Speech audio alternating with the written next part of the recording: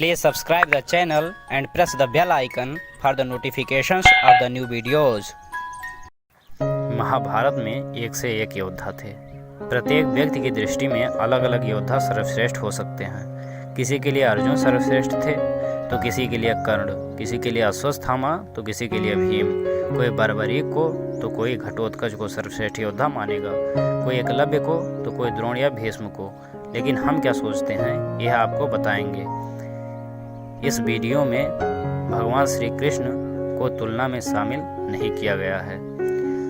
अगर भगवान श्री कृष्ण को छोड़ दिया जाए तो दरअसल कर्ण ही एक ऐसे सर्वश्रेष्ठ योद्धा थे जिन्होंने विपरीत परिस्थिति के बावजूद खुद को एक श्रेष्ठ योद्धा के रूप में स्थापित किया था। आइए जानते हैं कर्ण के बारे में वह तथ्य जिनके कारण उन्हें महान योद्धा माना जा सकता है। अर्जुन का साथ देने के लिए जगत के स्वामी थे, लेकिन कर्ण का साथ देने के लिए दुर्योधन ही था। अर्जुन पूर्णतः श्री कृष्ण पर आश्रित थे, जबकि इधर दुर्योधन खुद कर्ण पर आश्रित था। कर्ण को द्रोण ने वो संपूर्ण शिक्षा नहीं दी जो उन्होंने पांडवों को या कौरवों को दी थी। फिर भी कर्ण ने परशुराम से बची हुई शिक्षा छल से हासिल कर ली थी। यदि कर्ण अर्जुन के बराबर योग्य नहीं होता तो भगवान परशुराम कर्ण को शिक्षा देने के लिए तैयार नहीं होते। कर्ण एक सच्चा मित्र होने के साथ साथ ही दानवीर भी था।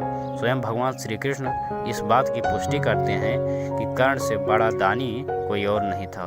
श्री कृष्ण की योजना के तहत कर्ण के कवच और कुंडल को छलपूर्वक अर्जुन के पिता इंद्र द्वारा हथिया लेने के बावजूद कर्ण ने युद्ध को एक योद्धा की तरह लड़ा।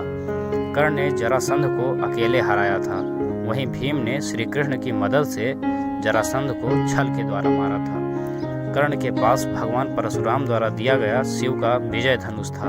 यह धनुष जिस भी योद्धा के हाथ में होता था उस योद्धा के चारों तरफ एक ऐसा अभेद्य घेरा बना देता था जिसे भगवान शिव का पाशुपास्त्र भी भेद नहीं सकता था। कर्ण को महाभारत में तब तक नहीं मारा जा सकता था जब तक कि उसके हाथ में वो धनुष था।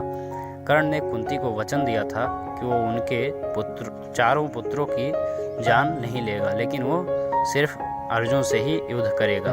युद्ध के दौरान ऐसे कई मौके आए भी जब कर्ण का सामना भीम, युधिष्ठिर, नकुल और सहदेव के साथ हुआ। वो चाहता तो उन सभी को मार सकता था, किंतु उसने ऐसा नहीं किया, क्योंकि एक योद्धा का वचन ही उसके लिए सब कुछ होता है। जिस द्रुपद को 105 भाई मिलकर जीत पाए उसे कर्ण ने दिग्विजय के दौरान अकेले ही हराया था। प्राग ज्योतिष का राजा भगदत्त, जिसे राजसूय यज्ञ के दौरान अर्जुन नहीं हरा पाए थे, उसे भी कर्ण ने हराया था।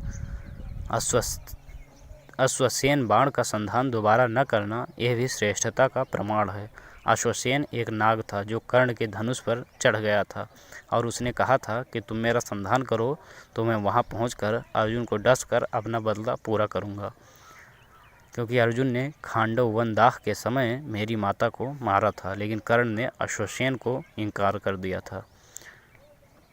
जब श्री कृष्ण ने कर्ण को यह बताया कि तुम पांडवों के सबसे बड़े भाई हो, तो कर्ण ने कहा कि हे कृष्ण, मेरी मृत्यु तक पांडवों को यह मत बताना कि मैं उनका बड़ा भाई हूँ। कर्ण की यह बात सिद्ध करती है कि वह पांडवों के प्रति किसी भी षड्यंत्र में शामिल नहीं था, फिर भी युद्ध के सामने योद्धाओं की तरह लड़ा। महाभारत के प्रसंग अनुसार जब कर्ण के बाणों के प्रहार से अर्जुन का रथ कुछ इंच पीछे चला जाता है और श्री कृष्ण उसकी प्रशंसा करते हैं, तब अर्जुन कहता है कि मेरे बाणों से कर्ण का रथ कई गज पीछे चला गया, तब आपने मेरी प्रशंसा नहीं की।